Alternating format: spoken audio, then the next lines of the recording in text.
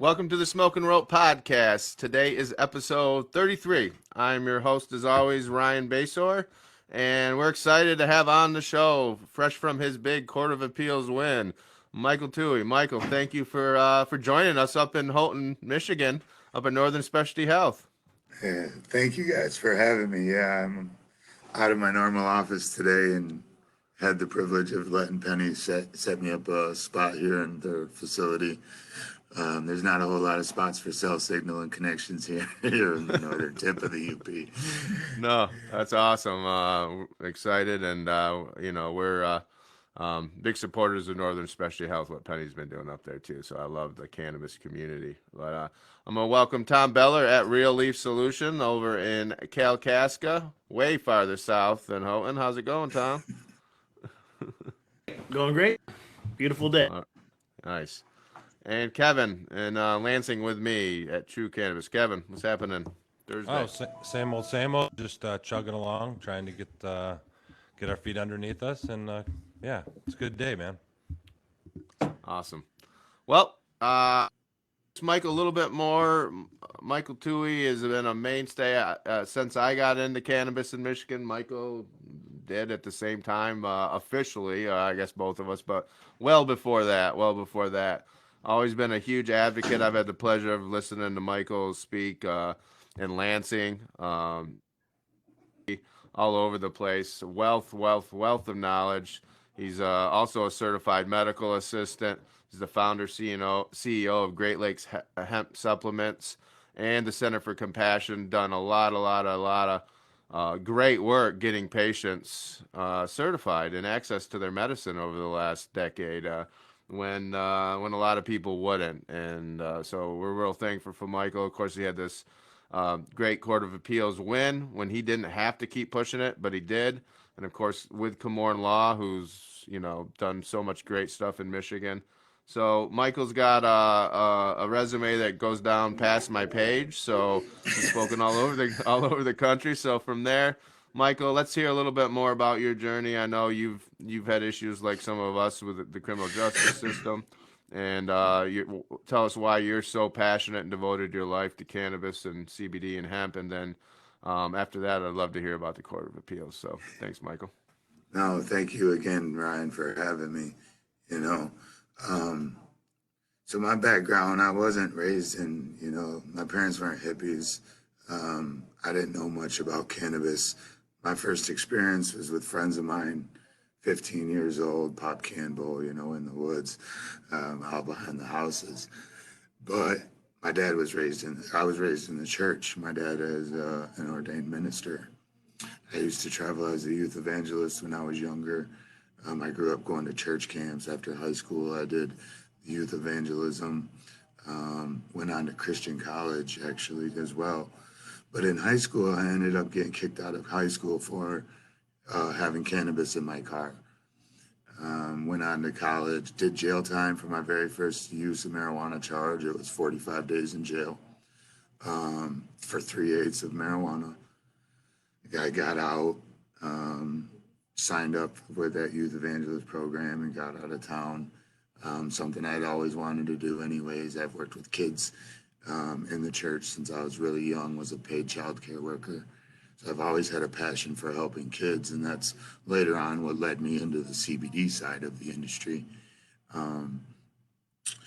But growing up in the church and having that first experience of getting kicked out of high school, I was quoting scripture to the judge, like out of Genesis, like this is God gave us every seed-bearing plant, said it was good. Like, who are you to tell me that I can't use this plant? And this is back in '99. So. What did he say to you when you told him that? They didn't really have I don't remember. I don't really remember any good responses. I don't think I've ever had a good response to that. I've done it to the judge a couple of times, and they don't, it's all they can stand on is their little man-made law. It's like law of nature is the only thing that really applies. Man can make up all they want, but just like it's shown in my life, the laws. So I have, besides the marijuana charge, I have 2 possession of a switchblade charges in my past. Well, switchblades are now legal also You can buy an unassisted knife, right? I got 5 marijuana convictions. It's legal now. Laws change. We all have had that impact on helping to change these laws. But for me, it was that recycling of those cannabis convictions, like 60 days for 3/10 of a gram of marijuana, 60 days for a quarter of a gram of marijuana that they scraped seeds and stems out of the carpet on the floor of my car. You know, you just continue, you drop dirty, go back to jail for 60 days, trying to constantly, I get calls still all the time, like, how do I pass a drug test? you know, I got good at it. I could eat enough niacin and drink enough water. I could smoke a blunt on the way to my piss test and still pass. But even as a big guy, I got it down. My PO knew that was the only problem I was ever going to have, but I finally had quit. I did the NA program. I said, I'm going to quit until this law changes. I went back to jail for another use of marijuana charge in 2006, lost my driver's license, ended up going back to prison on a fleeing and eluding because I didn't have a license. They figured when they finally caught me, they're like, because I crashed and I had to just pretty much wait for them. They're like, where's the drugs? Like, what did you have on you that you had to hide? And I'm like, I didn't have anything. Like, you just took my driver's license. I wasn't trying to go back to jail for not having a driver's license on my motorcycle. But so I was in prison as we were getting in the election drive. And I was watching the news and coming into 2008. I came home in October of 2008 from Pugsley after doing a bunch of time in Jackson. That was my second go round. And it's only because of like all these marijuana convictions. I was on bond for marijuana, I was on probation in Cadillac for 5 ounces of marijuana when I went to prison.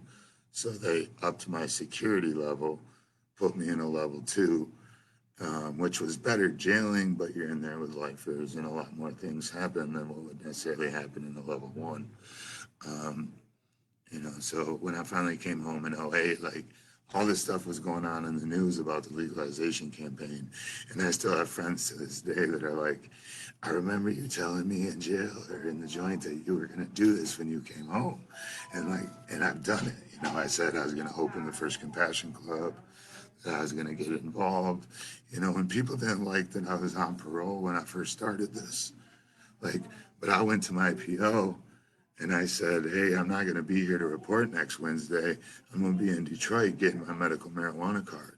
And by the way, by the time you get my next urine screen, it's going to be dirty, but I'm already going to have my medical marijuana card by the time you get the report.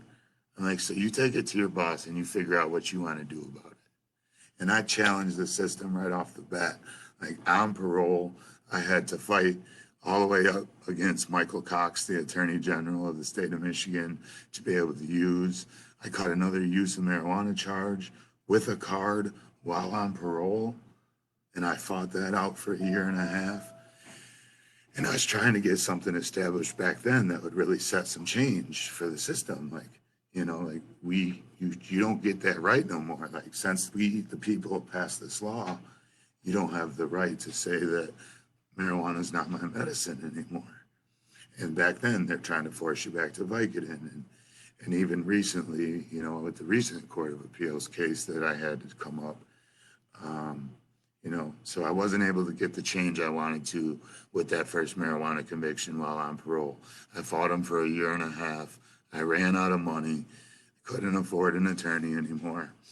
And I ended up pleading to a disturbing the peace, and I had already done 30 days in jail on a parole violation, because they can sit you down for 30 days without any cause. So I got that because I had marijuana on me, but I had my card. But like, there are loopholes in the system, they were still screwing me over with it. So that's just kept that fighting spirit in me of like going against the system. When we were incarcerated, they got beat up over our health care. They didn't want to do anything to take care of us, had me on seizure meds for pain, like all kinds of different scripts they'd run you through, just trying to use their, their jail healthcare system. So when it came to this recent Court of Appeals case, so as it says, I had got on probation for a road rage incident. I had basically scared somebody that flipped me off at an intersection by getting out of my car and yelling at him for flipping me off, and they called the cops on me. And I'm like, yeah, I scared him. Like, what the hell? Like, kids shouldn't be flipping people off. I've never taken that kindly, so it's one of my pet peeves. You shouldn't say shit that you can't back up, all these computer warriors and stuff you got nowadays. No, you don't see me, let's see you say that. But I'm trying to not be that guy anymore. But, there's certain things that survival skills that we've learned just have a prevalence because of our past, the things we've had to go through. So, unfortunately, that still does come out sometimes. Definitely better about keeping it under wraps, though. But, so something else happened. I actually got into an altercation at a bar, and they had called the cops. And when the cops showed up, I had this warrant for this previous road rage incident. So I ended up going to jail and having to post bond over the road rage incident. And the bar situation that got into, it got dropped. And I got a very interesting footage of the video of it, though. Maybe I'll share online one day. But to represent myself, I went in and I pulled the footage from that tape and I got that case dropped. But the road rage, I had already told the cop that I had scared him. And I guess that's all it takes to get an assault case is the fear of threat. Like, you don't even have to touch anybody anymore. Right? You just scare them and they can call the cops and have you arrested. Like, that's scary on the whole other justice reform side. Like, it's so easy for somebody to get somebody else arrested nowadays in this police state. But that just proves never tell the cops anything, even when you're completely right. They use that against you. yeah, I'm like, well, he flipped me off first. That's an assault. He's like, but you assaulted him like worse. I'm like, what? What's the difference? Like, he said, I said something. Yeah.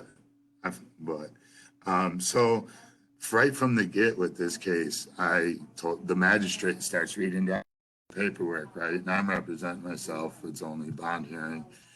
And she reads off no marijuana. And I'm like, well, look, Your Honor, like, you don't say that to me anymore. I'm like, and I started kind of going off on her a little bit. And the prosecutor kind of like chuckled and like laughed at me in court. And I went through and I got the magistrate to understand, like, look, I'm a medical marijuana patient. Like, you can put that in my paperwork all you want, but I'm going to drop dirty on bond. Like, it's going to happen. Like, I've been smoking for 12 years straight. Like, there's not going to be any time while I'm on bond that I'm going to drop clean, And she's like, well, we expect your levels to go down. And I'm like, yeah, well, that's probably not going to happen either. Like, I was blunt with her. Like, I was like, violate me or put me in jail for it today. I'm like, I will sue you. And so I ended up going up to the prosecutor while he was talking to another attorney in the hallway. I'm like, did you laugh at me in court? He's like, well, you were kind of rude. And I kind of scuffled about it. I was like, I wasn't rude. I was like, I held my ground.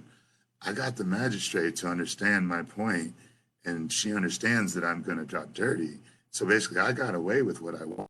I accomplished what I wanted with her, and you're over here laughing at me. Like, that's kind of disrespectful. Like, I'm not the typical guy that you get to just walk over. Like, I let them know, like, right from the beginning, like, this is not going to be an easy walk for you. This is only a misdemeanor. I can fight this all day. Like, it's not a felony. I don't have to worry about going back to jail or going back to prison. Like, we can dance this out. And so we went into court, with the judge and, got those same bond conditions and,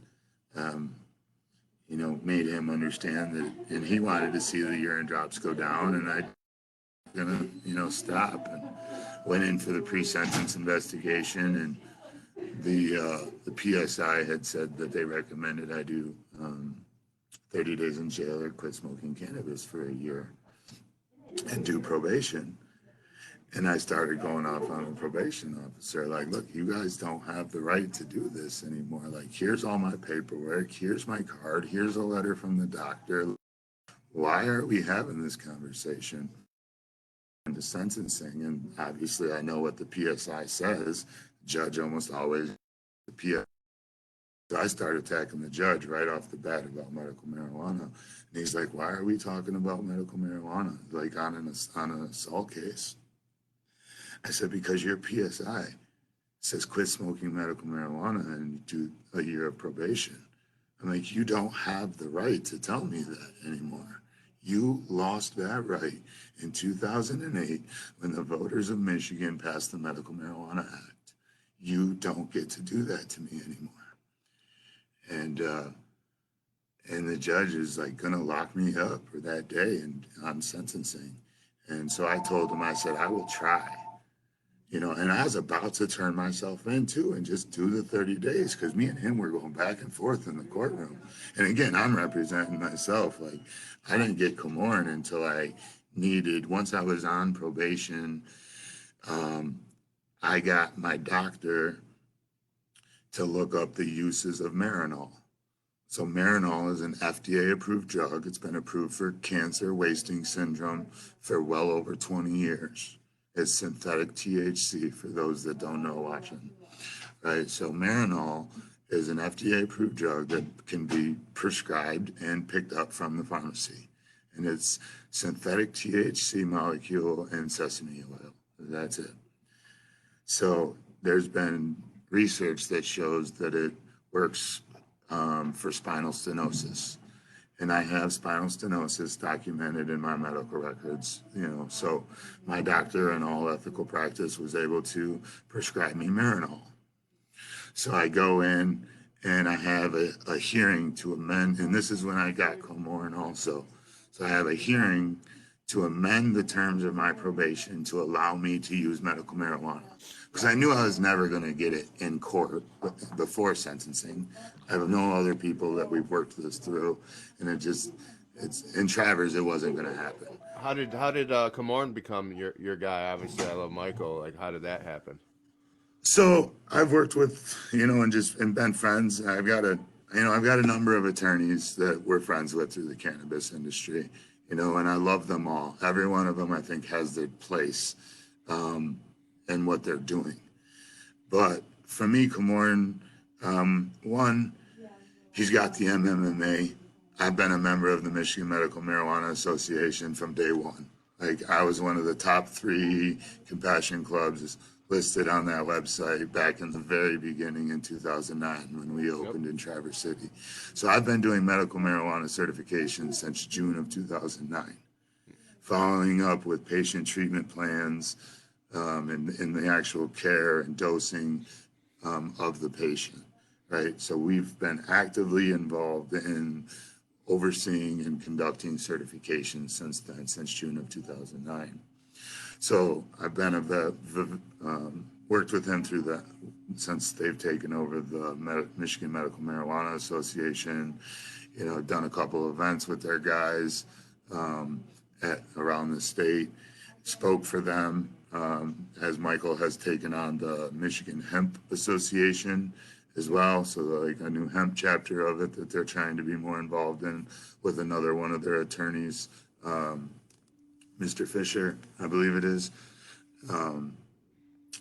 And so when I knew that he would help me, right? So like I said before, I ran out of money on an attorney. It's hard to keep, and that's why I also have this GoFundMe up on Facebook and this Facebook fundraiser, is because Comorn continued when I didn't have the money to give him because of COVID and everything that's happened. Like all the way up, I haven't paid him in a while. So he wasn't paid to go to the circuit court. I wasn't able to pay him in full to do the circuit court appeal from district court.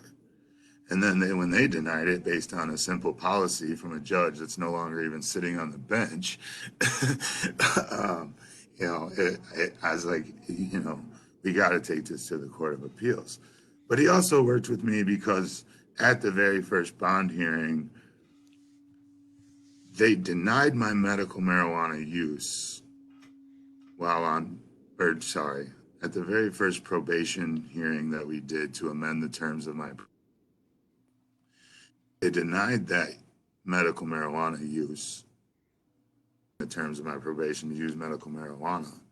But at that hearing, after Michael Camoran went in the judge's chambers with the prosecutor, and I could hear them getting into it back there for about 15 minutes, they come out and Camoran calls me back up to the podium. The judge calls me back to the bench, on record, and well, we're looking at your urine screens and we see that they've all been the same. He says, so we're going to attribute that to your use of Marinol, your FDA approved prescription, and we're going to make it a record that you're going to drop dirty for THC. So they approved the Marinol prescription that I can pick up at Walgreens, but they won't let me use the plant, right?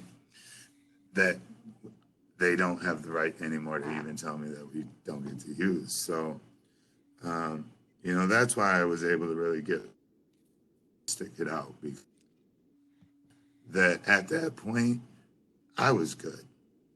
Like, I could smoke. Nobody was ever going to know the difference.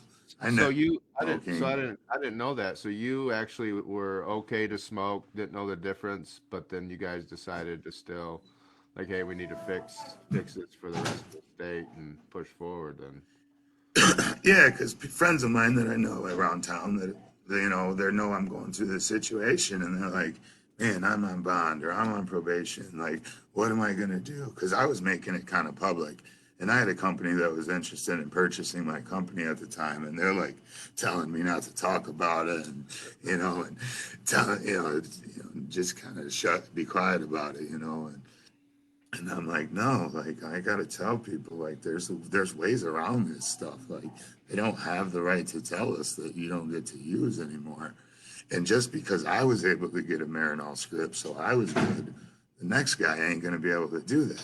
He's not gonna have the same conditions. He's not gonna have a doctor that's gonna write him that script. You just jogged my memory here.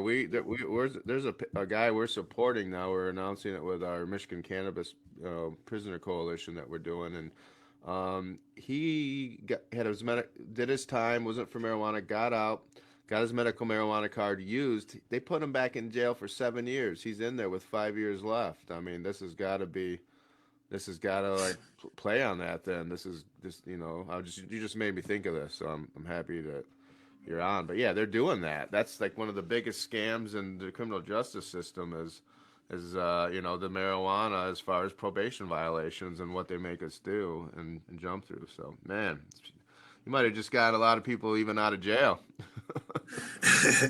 Well, hopefully it'll protect anyone from having to go to jail farther. Getting messages it's applied to. I got others that are telling me their attorneys are saying that they need more information. They need a letter from their doctor and this and that. And really, like, this case sets a new state precedence. Like, this is state law now. This is the highest decision in Michigan that applies and changes the way the laws are interpreted. Because the Supreme Court said they're done with it, right? Well, so the prosecutor is not going to appeal it to the Supreme Court. Okay. So she agreed to not appeal it to the Supreme Court, that it was a 3-0. And even though she doesn't like the decision, that she had to support the sound, like, legal backing and judgment that the Court of Appeals provided her. She also never wrote a brief to the Court of Appeals. Like, they did not respond to the Court of Appeals. So I don't even think you can appeal anything if you didn't respond. I didn't want some of those theories in writing to Hunter 10 years ago. You wrote this? Yeah. So, I mean, they didn't even respond. Camoran just had a really good, solid argument. They cited a lot of other cases. There was, there was nothing that they could really do for a response. Like, you're standing on a policy that you wrote in a county doesn't get to supersede state law. Sorry, like, you're not that important. Yes, but it worked for many, many years until somebody finally challenged them. I have a lot of friends that, they're forced back to opiates, or they're forced back, to pharmaceutical drugs because they got in trouble for some drinking offense, and now they can't use their medical marijuana. Like you said, it's been going on. We've seen it. I ended up, luckily being able to be the first person on parole in the state of Michigan to drop dirty all the way down. But they still had to document like they were disciplining me. So they made me go to counseling a little bit. I'm like, whatever, give me some one-on-one counseling, because I got kicked out of group counseling right away because I was like, I'm not supposed to be here. Let's talk about weed. I got a medical card. Like, I just always has been very blatant about it. I've got it tattooed on my back, a giant marijuana leaf with all the uses of the hemp plant, a cannabis leaf with all the uses of the hemp plant, food, fiber, textiles, industry, fuel, medicine. I mean, each seven finger of the leaf has a benefit. Like, Let's talk about cannabis. that for a second, because I know I wanted you're one of the, if not the, leading voice, and been doing it as far as consistency over the years with hemp and CBD. And what's going on in Michigan CBD market and hemp as far as the last 2 years? I know there wasn't really a supply chain. People figured out the hard way. You have your own supply chain, so kudos to you. I mean, it's smart. So, yeah, give us a little on that. Well, being the felon, I've kind of been a little bit limited on what I can do in the medical marijuana space. That's why we have clinic. And again, the juveniles, the infants, the child always having a place in my heart.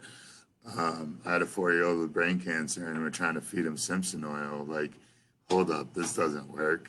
Like, and I got him in my office asking for his oil, and that really put me on the path of like, all right, we got to find this CBD. Like, I'm hearing about it. It was just starting to come out. Like, how do I get it? And I finally got my hands on the Cannatonic 4 in Lansing through the Robert C. Randall Wellness Center. Yeah. Robert I C. was Randall. came in right after we shut down CCC. Yeah, I love that building. Right, Yeah, right, yeah. got 2 years in Um, there. um, and that was, you know, they were trying to do the clinic and take a good approach there, and it didn't really work out for what they were trying to do here in Michigan. Um, but Alice O'Leary in the story with Robert C. Randall, I made some really good connections there, and with Mary Lynn with Patients Out of Time, and having them in to do events at the Lansing College, way back, like, was it 2011 or 2013, something like that. I mean, um, it was just an incredible time frame that when I was able to get my hands on that Cannatonic, and the industry was doing pretty decent back then, before things all went kind of haywire, and all the court cases and the raids and all that fun period went in. And luckily I had my trouble with cannabis earlier on, and since the medical marijuana law has come into effect, my local community has really known that, I know the law, I'm involved. I've challenged them on a number of occasions, from parole to other things around town to doing our events. Actually paid the cops we've done continuing education credits in Traverse City on the lake shore. So I've paid the cops to come and do events and work the events for me. I'm getting meetings with the chief of police to pull park permits, just getting the whole community involved, doing marches down the bay with Reverend Steve and Michigan Normal. So they know that I've really done my work. I've been all over the country with this stuff. So they've kind of left me alone. When they did do the raids in Traverse City, I was doing my schooling at the time, to be a medical assistant. So all through college, I wasn't doing it to get a job. Like, at the end, my externships, they usually breed you to fill a position. And I'm telling them, like, the whole time through it was like 3 years of schooling, I had to go part-time because I didn't have time to do full-time. And telling them the whole time, like, I'm not here for a job. Like, I make more money than the teacher. Like, I mean, at least I should be. At least we're not, but at least it felt like it. I wouldn't take a job for what she made for anyone else. I'd do it for myself. But you know, um, I did it because I love the industry. Like, I wanted to be able to take care of our patients. I wanted a better understanding of their conditions and how medical marijuana, THC, and CBD was going to personally affect each person with their condition and how we could dial it in. And what that's given me is a real safety also with the Section 8 affirmative defense. Like, we establish all of their medical history because Section 8 has been set in stone also with case law that's valid. If you meet these criterias, that Section 8 can apply. And we have gone through and made sure that we meet all those criterias also because you get you certified, you see our doctor, you go through a consultation with me and do a medical recommendation with a licensed healthcare professional. And we try to get you to start with CBD, but if CBD is not enough for you, we know how to guide you into that path of using THC, and I've specialized in one-to-one strains. I've got a bunch of seed stock and different clone genetics of one-to-one strains that were really popular in the Ann Arbor area, and I still have shops that reach out to me and asking if we're licensed yet on the MRTA side so they can get our one-to-one strains and things back in stock. But unfortunately, my township that I live in right outside of Traverse City, it's like I'm just around the other side of the line where my building is now, that I was able to move a couple years ago, right before we went into the 2018 election for adult use, is right outside of the city limits. That's what I found that was available with a landlord that was friendly. I could combine grow space and office space and everything into one complex and, and try to move forward. But my township is very hands off, everything to do with medical marijuana. Because they're watching Traverse City go through the continual trouble of the licensing. Traverse City has got big money lawsuits on them right now because of what they did with medical and now what they're trying to do. We're trying to license with adult use and the conflicts there. Yeah, they brought that on themselves. Yeah, they did. Years going to those meetings, and I stopped. That's like an East Lansing meeting down here. Your head will explode. It's that small town mentality up there still in Traverse City. Like, if you're not in the system, you're not one of the good old boys. Like, or they will still. To me, it seems like they'll still take the biggest player in the game. Like they can be bought almost. So that's kind of sad. But luckily, I have a really good relationship with my township. I've approached them a few times. Like, I know you guys don't do medical marijuana, but can I come and do CBD and hemp? And you guys won't have a problem with that, and just my reputation that they've just left me alone. Like, even across Michigan, Don Bailey was a big trouble for a lot of people, right? Some of you guys remember that name, right? Don Bailey, the state police sergeant. Well, he was a state police sergeant out of the Traverse City Post. I ain't never seen that man outside of something to do with medical marijuana, and I'm really lucky with that. But it's because of the local history that I have. Like, they know I'm a fighter. They know I know the law. I've dealt with the state police in this area and his superiors in the past, with situations that have come up. And also they know that I'm not a bad guy. Like, I'm just trying to fight for what I believe in. Like, in the past, I'd served community meals through the church next to our sheriff. And, I've had cops' kids come in and that they've had me go into the jail and counsel other kids that have been in trouble that we knew through the church. So I've always been a position of leadership and change because of being grown up in the church and dad being a preacher. A lot of people looking at me, a lot of weight on my shoulders, a lot of responsibility at a young age. And I just learned to carry that, like, learn to be able to be a fighter for those that aren't strong enough to fight for themselves, really is what it comes down to. That was a value or something that my dad taught me at a really young age. I also grew up in martial arts. So my dad is a Marine and taught karate when I was a young man also, or a young kid growing up. So it was like, that was something that was always instilled in me. Like, you weren't a bully, but if you had to bully a bully, you could, type of thing. Like, don't let anybody walk on you, stick up for the little guy, always fight for the underdog. Like, even in our church plants and church starts, it was like the people that were like misfits and oddballs that didn't necessarily fit in a normal, regular church. Like, my dad was real good with putting those people together and building something with it, and I've kind of been able to do the same thing with the cannabis community. Sometimes it's really hard to get people to play together in this industry, but I think I've been able to do a pretty good job of like keeping things together and keeping them moving. And I say I am truly probably one of the few people that has really stuck to it all these years, like stuck to my mission and passion. Like, for Traverse City, my goals were drive availability up and drive prices down and make it more culturally accepted. And I think we've done that in our community, and we've, been involved in doing that across at least the Midwest. So. Without a doubt. Hey, we're starting to run a little short on time. We could do this for hours, but I wanted to give Kevin and Tom a quick chance to ask a question here.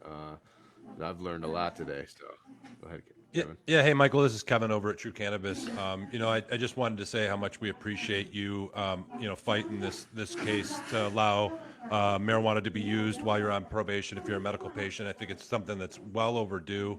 And I think that we might see some more changes moving forward as far as law for recreational use as well. I've been in positions like you are. I'm very similar about my passion for cannabis and fighting the good fight, and I know how tiresome it can be. It's not something that's easy. It weighs on your shoulders. It's stressful. What's next for you? Are you eyeballing something? Are you going to just kind of kick back for a minute and kind of figure out where things go from here? What do you got? What do you got your eye on? So I took last year to kind of see what the industries were going to do. Like Ryan had asked about the hemp industry. Sadly, the hemp industry, the CBD market has crashed. Michael Klump is another hemp leader of the industry down at Ag Marvels. And when I sat down and talked to him a couple weeks ago, he's like, I'm telling people that call me about CBD that you just better plan on losing $3,000 an acre and sitting on a bunch of oil that you don't know what to do with, if you can even get somebody to process your crop, because processors is the biggest bottleneck in the industry right now. And for the cannabis side, I've really been looking for like a good company to part with. There's a number of people that have asked me about doing something with them in Traverse City. It's hard to see right now who's going to make it. I don't really foresee 13 medical shops making it in Traverse City. That's a lot of competition. That's more competition than we had before. These people, a lot of them are counting on that summer tourism market. And I live here. It's a good summer tourism market, but most people bring their own stuff with them, unless they're really coming from another state. You got them people that do stop in, obviously, in the summer and like, oh, I ran out, or I didn't bring enough, or, oh, man, I ran out the house. But bet my medicine, but it's, I don't know. It'll be interesting to see. You got big guys like Loom that are counting on their shops doing $1 million a month. And, I've seen them talk about it and on their projections and stuff. And I'm just like, come on, they got 14 stores, and they're counting on doing that at every one of the stores on an average. Like, so where this industry is going and what's next for me is still kind of yet to be seen. I'm really focusing on my clinic again this year. We got a couple of good years left, I hope, of keeping people's cards renewed, and really like reaching out now with my CBD stuff. I should have done it sooner. I'm really used to people reaching out to me to get our CBD products, and for so long I was like the only one doing it. Well, now there's corporate CBD on every shelf at every store and every gas station. It's like, how do you get them to buy a local brand now and believe in the story and the passion of why we make our product and the intent in which we make our product? But on the activism side, that's something I've really been debating. Like, what do we do next? Like, I'm an activist, I'm a fighter. Like, I want to force change. And how do we do that next? And last year, especially as things have been evolving with COVID, like, I really have had that leaning on justice reform. And obviously, I've always fought on that justice reform side. So I still get calls from prison from friends every day. Until this thing federally changes and nobody is going to prison federally for cannabis anymore, I think that's something that needs to be a focus still for me and the activism in Michigan. I have gotten with ASA, the Americans for Safe Access, and I did the national conference out in Washington, D.C. And like you said, that guest you had on the last show that did his, the federal time and all that, being able to walk in to Congress, I've spoken in front of the House of Representatives in Michigan, and then I had the chance to go to D.C. and speak to our reps in D.C. and actually be heard and listened to now when, like, we weren't nothing but a number. Yep. We were nobodies. And it's life-changing that, like, even to show people where I'm from, like a small town of Ludington that I was born in, or a small town of Kingsley that I grew up and graduated from, like, we can still do things to make change. We can still have an impact. We can still, there are still ways to make change in these continued broken systems that we have to fight every day. And that's something that has always been real important to me. So I think that's where I'll really focus energy this year, apart from, our hemp seed and hemp clones and genetics. Like, I really focus on the genetic side. My bedroom is 4 times the size of my flowering area. I really focus on having great genetics for people that work in our climates. But outside of that, my goals are always the activism. I think this year is going to really focus on where I can get involved more with groups, other people. I get stuck sometimes in just doing my own approach. But I know that if I get with other people and get in the right groups, that I can be more effective and have a greater impact than trying to do things by myself. That's something we definitely will. I'll be following back up with you then, Michael. Is I'm doing a lot with the foundation, and I do need help, and obviously you've got a great angle, especially being in the system and doing it. But man, we could talk all day, and I wish we could. I wanted to do a quick wrap up and let old Tom over at Real Leaf, say a couple words or quick question, and then Yeah, no, it's. I want to thank you again. I had my own issues with the 55th District Court, and I wasn't as successful in my in my endeavor. But lifting this publicly, the stigmatism's lifted. It's time for our justice system to catch up, and it needs to do it quick. And people like you are the ones spearheading the effort, and we appreciate it. The people on the commercial side that still have the love, and we care, and we have your back, and we appreciate you having everyone's back. And I could go on and on. It's so many notes, but we'll have to catch up sometime. But it's a pleasure to meet you finally. Yeah, no, Tom, I'll make sure I come out to Kalkaska and pay you a visit. You're right next door. So, Yeah. no, it's hard to see. Like you said, there are those people in the industry that are the founders that have had the opportunity to make it over to the licensed commercial side. And those are the folks which I want to work with, is why I had a plan on stopping in and seeing Penny today here at Northern Specialty Health anyways, because they're, she's been around for a long time. Another one of the pioneers kind of in the industry of like helping this, and she was able to do the conversion and do this change over to the new system. I tell you, sometimes change scares me, and the whole idea of giving the government tax dollars right now on a plant that I've been getting locked up for many years of my life, it doesn't sit right with me yet. I'm still trying to absorb that. Yeah, I hear that. And Kevin over at Truu Cannabis, you got any final thoughts for Michael?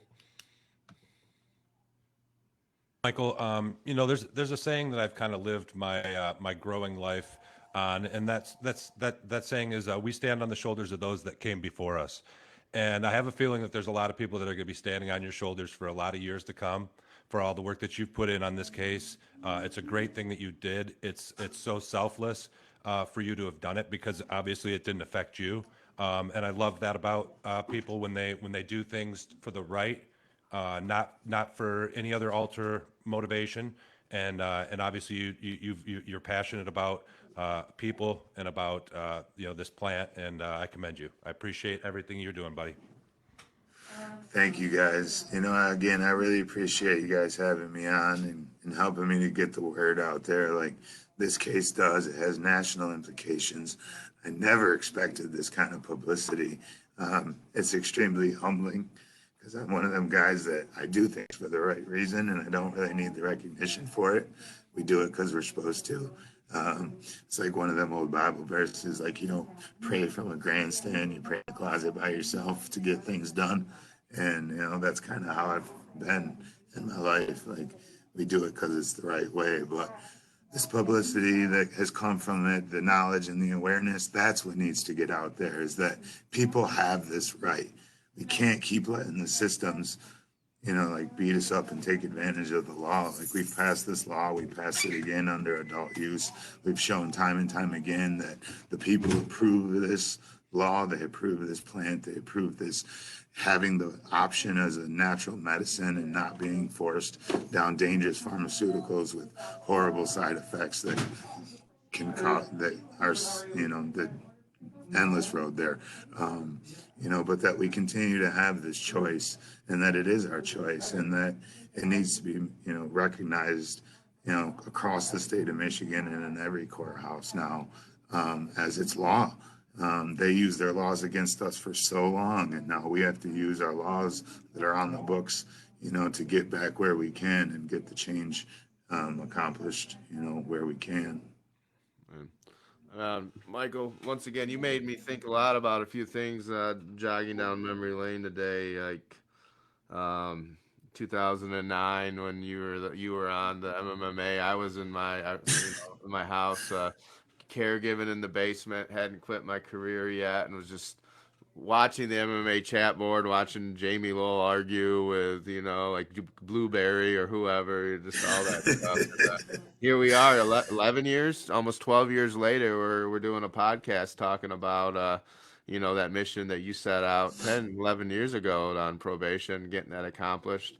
Tom and Kevin were in the industry at that time too, and we're all doing it. So one other thing is you made me think about you get calls from guys in prison. One of the cool things is I'm getting messages. There's cell phones are out there now, and that we do have a lot of people that are in prison in Jackson that are listening to the show. So I know they get excited hearing from people like you when I have them on. I know Weldon's show last week was a big hit with them. So it's exciting times. I didn't have a cell phone when I was in though, but I knew a couple people that did, but it was rare. It was rare.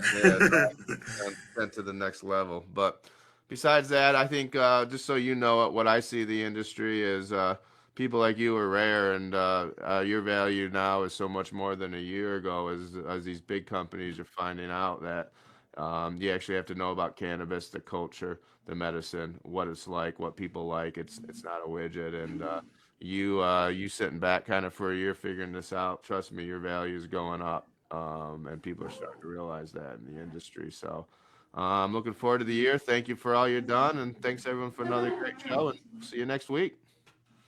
All right. Well, thank you guys for having me, and again, thank you, Ryan. It's not an easy walk the walk that we've had to go through, but we all continue to do what we can to move this industry forward and change that culture and the stigma. So thank you again for having me on, and you guys have a wonderful day. Thanks, Michael.